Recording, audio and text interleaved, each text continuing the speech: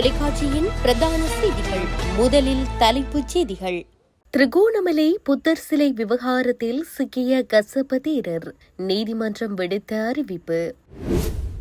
வடக்கிற்கு நாளை முதல் மழை, பிரதீபராஜா எச்சரிக்கை.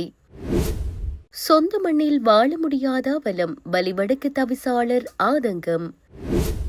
கிளிநொச்சியில் வாகன விபத்து, மூவர் வைத்தியசாலையில் அனுமதி. கனடாவின் முன்னாள் விமான பணியாளரின் மோசமான செயல். கனடிய சுகாதார திணைக்களம் விடுத்துள்ள எச்சரிக்கை.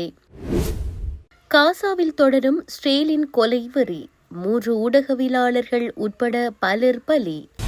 தொடர்பென விரிவான செய்திகள்.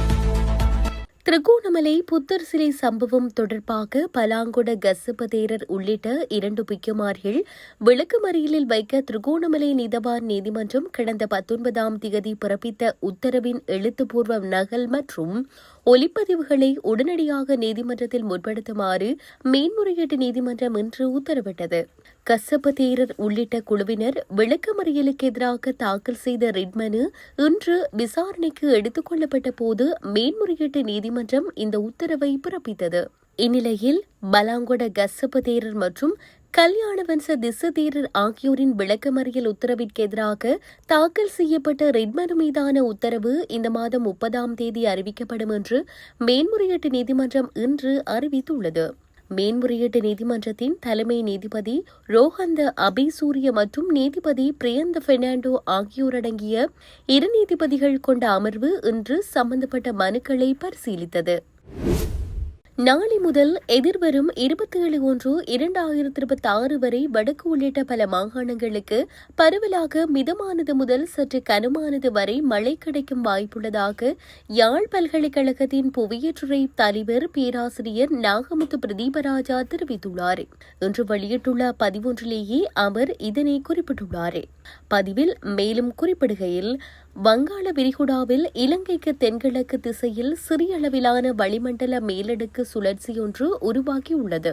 இது வடக்கு வடமேற்கு திசை நோக்கி நகர்கின்றது. இதன் காரணமாக நாளை முதல் எதிர்வரும் 27/1/2026 வரை வடக்கு கிழக்கு, ஊவா, மத்திய, மேற்கு மற்றும் வடமத்திய மாகாணங்களுக்கு பரவலாக மிதமானது முதல் சற்று கனமானது வரை மழை கிடைக்கும் வாய்ப்புள்ளது. அதேவேளை எதிர்வரும் 29/1/2026 முதல் மீண்டும் வடக்கு மற்றும் கிழக்கு மாகாணங்களின் சில பகுதிகளுக்கு சற்று மிதமானது மழை கிடைக்கும் வாய்ப்புள்ளது என தெரிவிக்கப்பட்டுள்ளது. நாம் பல்வேறு நிலைமைகளை காட்டிக் கொண்டாலும் எங்களுடைய மக்கள் துன்ப துயரங்களுடன் கிட்டத்தட்ட 36 வருடங்களாக தமது சொந்த மண்ணில் வாழ முடியாமல் உள்ளனர் என வலிவடக்கு தவிசாளர் சுகிர்தன் குற்றம் சுமத்தியுள்ளார். இது தொடர்பில் மேலும் கருத்து தெரிவித்த அவர், வலிவடக்கு பிரதேச சபைக்குட்பட்ட 4 உப அலுவலகங்களுக்கும் ஒவ்வொரு நூலகங்கள் உண்டு. ஏனைய 3 நூலகங்கள் அதற்குரிய இடங்களில் சிறப்பாக இயங்கினாலும் மயிலட்டி உப அலுவலகத்திற்குட்பட்ட நூல் நிலையமானது வசாவளான் சந்தியில் இன்றளவும் விடுவிக்கப்படாமல் காணப்படுகிறது. குறிப்பாக தற்போது 2500 ஏக்கருக்கு மேற்பட்ட நிலப்பரப்பில் அதிக நிலப்பரப்பு மயிலட்டி உப அலுவலகத்திற்குட்பட்டதாகும். அதிலும் வசாவளான் வீதியூடாக பயணிக்க முடிந்தாலும் வசாவளான் சந்தியிலுள்ள நூல் நிலைய காணிக்குள் செல்ல முடியாத நிலை உள்ளது.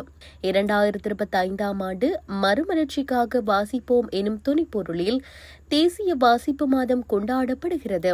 எமது பிரதேசத்திலும் தமது சொந்த இடங்களுக்கு செல்ல வேண்டும், மறுமலர்ச்சி ஏற்பட வேண்டும் என்ற எதிர்பார்ப்பில் மக்கள் உள்ளனர். வசாவளான் ஸ்ரீ வேலுப்பிள்ளை வித்தியசாலைக்கு அருகாக செல்லும் வீதி விடுவிக்கப்பட்டாலும் அவர்களது பாடசாலை இதுவரை விடுவிக்கப்படவில்லை. தற்போது வசாவளான் மத்திய கல்லூரிக்குரிய இடத்தில் தற்காலிகமாக இயங்கினாலும் குறித்த மாணவர்கள் வாசிப்பு மாத போட்டிகளில் சிறந்த திறமைகளை வெளிப்படுத்தியுள்ளனர். எமது எதிர்பார்ப்பும் இக்குறித்த பாடசாலை மீண்டும் தமது சொந்த இடத்தில் மீளவும் இயங்க வேண்டும் என்பதேயாகும் என தெரிவித்தார். கிளிநொச்சியில் இடம்பெற்ற வாகன விபத்தில் 3 காயமடைந்த நிலையில் வைத்தியசாலையில் அனுமதிக்கப்பட்டுள்ளனர். இந்த விபத்து இன்று காலை 9:30 மணியளவில் பரந்தன் பூநகரி வீதியில் இடம்பெற்றுள்ளது. வேக கட்டுப்பாட்டை இழந்ததால் விபத்து சம்பவித்துள்ளதாக தெரிவிக்கப்படுகின்றது. குறித்த வீதியூடாக கிளிநொச்சி நோக்கி பயணித்த வேன் கட்டுப்பாட்டை இழந்து குடமுருட்டி பாலத்தில் மோதி குடை சாய்ந்துள்ளது. இதன்படி விபத்துக்குள்ளான வாகனத்தில் பயணித்த மூவர் காயமடைந்த நிலையில் கிளிநொச்சி வைத்தியசாலையில் அனுமதிக்கப்பட்டுள்ளனர். விபத்து தொடர்பான விசாரணைகளை கிளிநொச்சி காவல்துறையினர் முன்னெடுத்து வருகின்றனர். கனடாவை சேர்ந்த ஒரு முன்னாள் விமான பணியாளர் வணிக விமான விமானியாகவும் தற்போது பணியில் உள்ள விமான பணியாளராகவும் நடித்து அமெரிக்க விமான நிறுவனங்களில் இருந்து நூற்றுக்கணக்கான இலவச விமான பயணங்களை பெற்றதாக அமெரிக்க அதிகாரிகள் தெரிவித்துள்ளனர். ரொரென்டோவை சேர்ந்த டாலஸ் போகோர்னிக் என்பவர் மீது இந்த குற்றச்சாட்டு சுமத்தப்பட்டுள்ளது. கடந்த ஆண்டு அக்டோபரில் ஹவாயில் உள்ள நீதிமன்றத்தில் மின்னணு மோசடி குற்றச்சாட்டின் கீழ் வழக்கு பதிவு செய்யப்பட்டுள்ளது. இதனைத் தொடர்ந்து பனாமாவில் கைது செய்யப்பட்ட அவர் நாடு கடத்தப்பட்ட பின்னர் செவ்வாய்க்கிழமை நீதிமன்றத்தில் ஆஜராகி குற்றச்சாட்டுக்களை மறுத்தார். நீதிமன்ற ஆவணங்களின்படி போகோர்னிக் 2017 முதல் 2019 வரை ரொரோட்டோவை தலைமையிடமாக கொண்ட ஒரு விமான நிறுவனத்தில் விமான பணியாளராக பணிபுரிந்துள்ளார். அந்த பணியை விட்டு விலகிய பின்னர் அதே நிறுவனத்தின் போலி ஊழியர் அடையாள அட்டையை பயன்படுத்தி மேலும் 3 விமான நிறுவனங்களில் விமானிகள் மற்றும் விமான பணியாளர்களுக்காக ஒதுக்கப்பட்ட சிறப்பு டிக்கெட்டுகளை பெற்றதாக குற்றம் சாட்டப்பட்டுள்ளது. போகோனிக் சில சமயங்களில் ஓய்வில் உள்ள விமானிகள் மட்டும் அமர அனுமதிக்கப்படும் விமானத்தின் காக்பிட்டில் உள்ள ஜம்ப் சீட் இருக்கையை கோரியிருந்ததாகவும் கூறப்படுகிறது.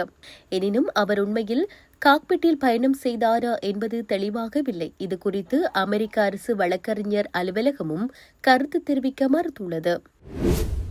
கனடா முழுவதும் உள்ள பல்வேறு விற்பனை நிலையங்கள் மற்றும் ஆன்லைன் தளங்களில் ஒசம்பிக் மற்றும் மவுண்ட்ஜாரோ ஆகிய மருந்துகளின் போலி பதிப்புகள் விற்பனை செய்யப்படுவதாக கனடிய சுகாதார திணைக்களம் பொதுமக்களுக்கு கடும் எச்சரிக்கை விடுத்துள்ளது. GLP-1 வகை மருந்துகளின் அனுமதியற்ற பதிப்புகள், குறிப்பாக செமாக்ளூடைடு அடங்கிய ஒசம்பிக், ரைபெல்சஸ், வெகோவி போன்ற பிரபல மருந்துகளின் போலி வடிவங்கள் கடைகளிலும் இணையத்திலும் விற்பனை செய்யப்படுவதாக எச்சரிக்கை விடுத்துள்ளது. சில இணையதளங்களும் சமூக ஊடக விளம்பரங்களும் ஹெல்த் கனடாவின் அதிகாரப்பூர்வ லோகோக்களை தவறாக பயன்படுத்தி போலி அங்கீகாரங்களை காட்டி நுகர்வோரை ஏமாற்றுகின்றன என அந்த அமைப்பு எச்சரித்துள்ளது. இந்த அனுமதியற்ற மருந்துகள் பாதுகாப்பு, சேர்த்திறன் மற்றும் தரம் ஆகியவற்றில் மதிப்பாய்வு செய்யப்படாததால் அவை மிகவும் ஆபத்தான உடல்நல அபாயங்களை ஏற்படுத்தக்கூடும் என்றும் அறிவிப்பில் தெரிவிக்கப்பட்டுள்ளது. காசாவில் நேற்று இஸ்ரேல் நடத்திய 3 வெவ்வேறு தாக்குதல்களில் 3 ஊடகவியலாளர்கள், 2 குழந்தைகள் உட்பட 11 பேர் கொல்லப்பட்டனர். மேலும் 6 பேர் காயமடைந்தனர். சாக்ராவில் எகிப்து அரசு தலைமையில் புதியதாக அமைக்கப்பட்டுள்ள அகதிகள் முகாமை படம் பிடித்துக் கொண்டிருந்த பத்திரிகையாளர்களின் வாகனம் மீது இஸ்ரேல் வான்வழி தாக்குதல் நடத்தியது. இந்த தாக்குதலில் அனஸ் குனைம், அப்துல் ரவூப், ஷாத் முகமது ஹெஸ்டா ஆகிய 3 புகைப்பட கலைஞர்கள் கொல்லப்பட்டனர். பத்திரிகையாளர்கள் சென்ற வாகனம் ட்ரோன்களை பயன்படுத்தி ராணுவ ரகசியங்களை சேகரிக்க முயன்றதாகவும் அதனாலேயே வான்படை அந்த வாகனத்தை குறிவைத்து தாக்கியதாகவும் இஸ்ரேல் ராணுவம் தெரிவித்துள்ளது. அதேபோல் முவாசி பகுதியில் பெண் ஒருவர் இஸ்ரேல் படைகளால் சுட்டுக் கொல்லப்பட்டதாக கூறப்பட்டுள்ளது. மேலும் புரேஜ் முகாமில் நடைபெற்ற சில தாக்குதல்களில் ஒரே குடும்பத்தை சேர்ந்த 3 சகோதரர்கள் கொல்லப்பட்டுள்ளனர். மேலும் மேற்கு காசா பகுதியில் 13 வயது சிறுவன் ஒருவனை இஸ்ரேல் ராணுவம் சுட்டுக் கொன்றதாக அல்ஜசீரா செய்தி நிறுவனம் தெரிவித்துள்ளது. காலையில் அவன் பசியுடன் விறகுகள் சேகரிக்க சென்றதாகவும் விரைவில் திரும்பி வருகின்றேன் என கூறியதாகவும் கொல்லப்பட்ட 13 வயது சிறுவனின் தாய் கண்ணீருடன் தெரிவித்தார். அக்டோபர் 10 போர் நிறுத்தம் நடைமுறைக்கு வந்த பிறகு இஸ்ரேல் நடத்திய தாக்குதல்களில் இதுவரை 470 பாலஸ்தீனர்கள் கொல்லப்பட்டுள்ளமை குறிப்பிடத்தக்கது. இத்துடன் செய்திகள் யாவும் நிறைவு பெறுகின்றன. மேலதிக செய்திகளை அறிந்து கொள்வதற்கு www.tamilaram.com எனும் இணையதளத்தை பார்வையிடுங்கள்.